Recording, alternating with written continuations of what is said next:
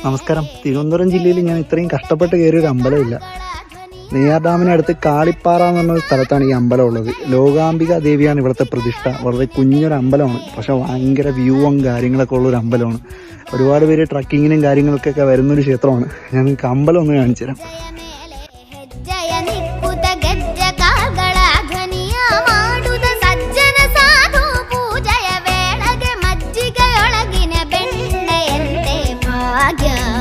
ಲಕ್ಷ್ಮೀ ಬಾರಮ್ಮ ನಮ್ಮಮ್ಮ ನೀ ಸೌಭಾಗ್ಯದ ಲಕ್ಷ್ಮೀ ಬಾರಮ್ಮ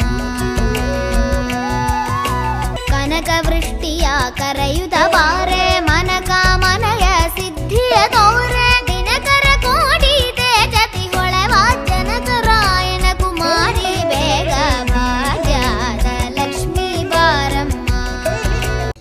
നമസ്കാരം. തിരുവനന്തപുരം ജില്ലയിൽ ഞാൻ